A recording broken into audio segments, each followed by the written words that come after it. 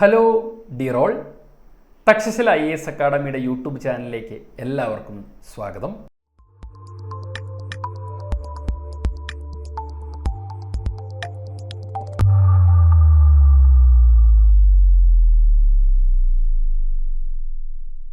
സ്വാതന്ത്ര്യദിനം ആഘോഷിക്കുന്ന ഈ വേളയിൽ ഇന്ത്യയുടെ സ്വാതന്ത്ര്യദിനവുമായി ബന്ധപ്പെട്ട ചില ചരിത്ര വിശേഷങ്ങൾ നിങ്ങളുമായി പങ്കുവയ്ക്കാം. അപ്പോൾ നമുക്കറിയാം 1947 ഓഗസ്റ്റ് 15 ഇന്ത്യ എന്ന് പറയുന്ന നമ്മുടെ രാജ്യം സ്വാതന്ത്ര്യം നേടിയത്, അല്ലെങ്കിൽ ഓഗസ്റ്റ് 15 നമ്മൾ ഇൻഡിപെൻഡൻസ് ഡേ ആയിട്ട് ആഘോഷിക്കുന്നത്.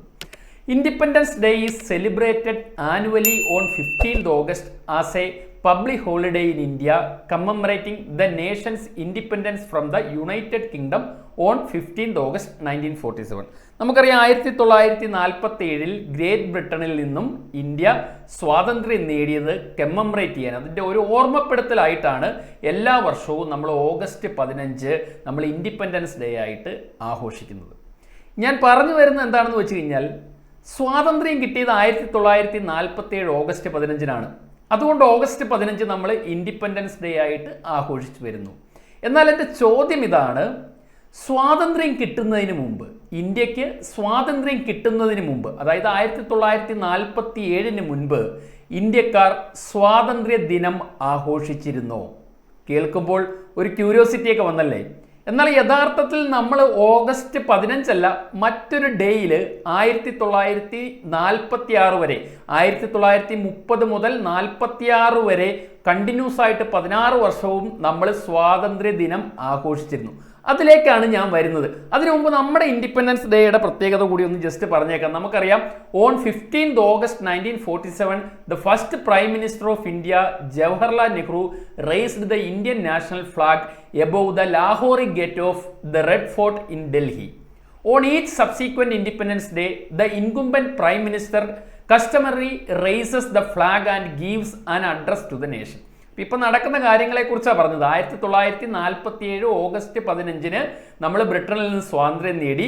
അന്ന് നമ്മുടെ ആദ്യത്തെ പ്രൈം മിനിസ്റ്ററായ ജവഹർലാൽ നെഹ്റു നമ്മുടെ ഡൽഹിയിൽ സ്ഥിതി ചെയ്യുന്ന റെഡ് ഫോർട്ടിലെ ലാഹോറി ഗേറ്റിൻ്റെ അവിടെ അദ്ദേഹം എന്തുയർത്തി? ഇന്ത്യൻ നാഷണൽ ഫ്ലാഗ് ഉയർത്തുകയും ജനങ്ങളെ അഭിസംബോധന ചെയ്യുകയും ചെയ്തു. ഇതിനെ കമ്മമറേറ്റ് ചെയ്തുകൊണ്ട് എല്ലാ വർഷവും ആ സമയത്തുള്ള പ്രൈം മിനിസ്റ്റർ ഇതുപോലെ ഫ്ലാഗ് ഉയർത്തുകയും ജനങ്ങളെ അഭിസംബോധന ചെയ്യുകയും ചെയ്യും.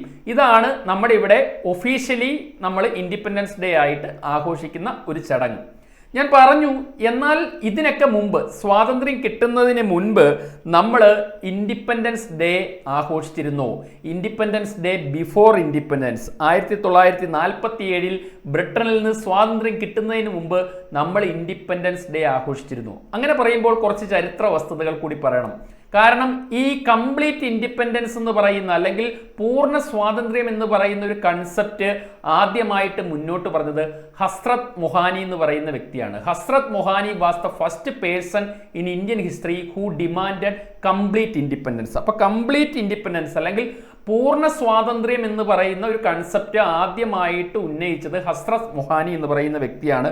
അദ്ദേഹം ഇന്ത്യയിലെ അറിയപ്പെടുന്ന ഒരു കവിയും ഫ്രീഡം ഫൈറ്ററുമായിരുന്നു. ഒരു സ്വാതന്ത്ര്യ സമര സേനാനിയും കവിയുമായിരുന്നു ഹസ്രത്ത് മൊഹാനി.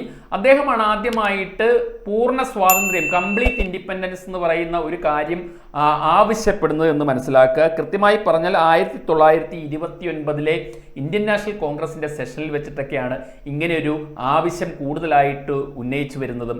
ഇത് നമ്മുടെ ജവഹർലാൽ നെഹ്റുവിൻ്റെ പ്രസിഡൻഷ്യൽ ലിപ്പിൽ അദ്ദേഹം അധ്യക്ഷനായിരുന്ന ലാഹോർ കോൺഗ്രസ് സെഷൻ എന്നാണ് അറിയപ്പെടുക. 1929 ഇന്ത്യൻ നാഷണൽ കോൺഗ്രസിന്റെ ആനുവൽ സെഷനാണ് ലാഹോറിൽ വെച്ച് നടന്നുകൊണ്ട് തന്നെ Lahore session of Indian national Congress എന്നാണ് ഹിസ്റ്ററിയിൽ പറയുക. ജവഹർലാൽ നെഹ്റു ആയിരുന്നു ഇതിന്റെ അധ്യക്ഷൻ. ഈ ഒരു വേദിയിൽ വെച്ചിട്ടാണ്, അല്ലെങ്കിൽ ഈ പറയുന്ന ലാഹോർ സെഷനിൽ വെച്ചിട്ടാണ് പൂർണ്ണ സ്വരാജ് ഡിക്ലറേഷൻ അല്ലെങ്കിൽ കംപ്ലീറ്റ് ഇൻഡിപെൻഡൻസ് അല്ലെങ്കിൽ declaration of independence of India എന്ന് പറയുന്ന ഒരു കാര്യം പ്രൊമുൾഗേറ്റ് ചെയ്യപ്പെടുന്നത്. In the 1929 session of the Indian National Congress, that is the Lahore session, the Purna Swaraj Declaration or the Declaration of the Independence of India was promulgated. And 26 January was declared as Independence Day in 1930. 1929 December അവസാനത്തിലാണ് ഈ session നടക്കുന്നത്.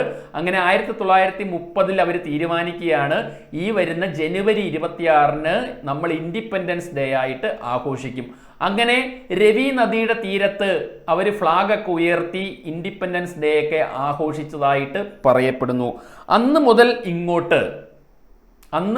ഇങ്ങോട്ട് സ്വാതന്ത്ര്യം വരെ എല്ലാ വർഷവും ജനുവരി 26 independence day ആയിട്ട് കോൺഗ്രസ് ആഘോഷിച്ചു വന്നിരുന്നു.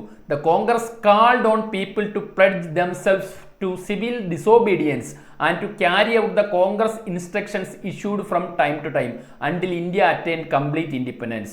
The Congress observed 26 January as the Independence Day between 1930 and 1946. അപ്പോൾ 1930 ജനുവരി 26 ഇൻഡിപെൻഡൻസ് ഡേ ആഘോഷിച്ച് തുടങ്ങിയതാണ്. അത് 1946 വരെ അവർ കണ്ടിന്യൂ ചെയ്തു. പിന്നീട് 47 നമുക്ക് സ്വാതന്ത്ര്യം കിട്ടി. അങ്ങനെ സ്വാതന്ത്ര്യം കിട്ടിയത് കമ്മമറേറ്റ് ചെയ്യാൻ പിന്നീട് നമ്മൾ 1947 ശേഷം ഓഗസ്റ്റ് 15 നമ്മൾ ഇൻഡിപെൻഡൻസ് ഡേ ആയിട്ട് ആഘോഷിക്കുന്നു. അപ്പോൾ ഇതൊരു ഹിസ്റ്റോറിക്കൽ ആയിട്ടുള്ള ഒരു ഫാക്റ്റാണ്, പല ആളുകൾക്കും അറിഞ്ഞുകൂടാത്തൊരു കാര്യമാണ്. അതുകൊണ്ട് കൂടിയാണ് ഈ ഇൻഡിപെൻഡൻസ് ഡേ സെലിബ്രേഷൻ ടൈമിൽ ഇങ്ങനെ ഒരു വീഡിയോ ചെയ്തത്. അപ്പോൾ നമ്മൾ സ്വാതന്ത്ര്യം കിട്ടുന്നതിന് മുമ്പ് തന്നെ നമ്മൾ സ്വാതന്ത്ര്യ ദിനം ആഘോഷിച്ചിരുന്നു. പൂർണ്ണ സ്വരാജ് ഡിക്ലറേഷന് ശേഷം 1930 മുതൽ 46 വരെയും എല്ലാ വർഷവും ജനുവരി 26 ഫ്ലാഗ് ഉയർത്തുകയും പ്ലഡ്ജ് എടുക്കുകയും ഒക്കെ ചെയ്തുകൊണ്ട് നമ്മൾ സ്വാതന്ത്ര്യദിനം ആഘോഷിച്ചിരുന്നു. 1947 ഓഗസ്റ്റ് 15 നമ്മൾ ഒഫീഷ്യലി ഗ്രേറ്റ് ബ്രിട്ടനിൽ നിന്ന് ഇൻഡിപെൻഡൻസ് നേടിയതിനു ശേഷം എല്ലാ വർഷവും നമ്മളിപ്പോൾ ഓഗസ്റ്റ് 15 സ്വാതന്ത്ര്യദിനം ആഘോഷിക്കുന്നു. ഗാന്ധിജിയുടെയും നെഹ്റുവിൻ്റെയും ഒക്കെ ജീവചരിത്രത്തിൽ ഈ 1930 മുതൽ ഇൻഡിപെൻഡൻസ് ഡേ ആഘോഷിച്ച് വന്നതിനെ കുറിച്ചൊക്കെ പരാമർശിക്കുന്നുണ്ട്. അപ്പോൾ അതിൽ നിന്നാണ് ഞാൻ ഈ ഒരു ഫാക്റ്റ് കണ്ടെത്തിയതും നിങ്ങളുമായിട്ട് കമ്മ്യൂണിക്കേറ്റ് ചെയ്തതും. അപ്പോൾ ഇൻഫോർമേറ്റീവ് ആയിരുന്നു എന്ന് കരുതുന്നു. ഇതുപോലുള്ള കൂടുതൽ വീഡിയോകൾക്കായിട്ട് ചാനൽ സബ്സ്ക്രൈബ് ചെയ്യുക. ഇൻഫോർമേറ്റീവ് ആയിട്ടുള്ള വീണ്ടും പല വീഡിയോകളുമായിട്ട് നമുക്ക് കാണാം. Thank you. Takshashila IAS academy. Aspire, enroll, achieve.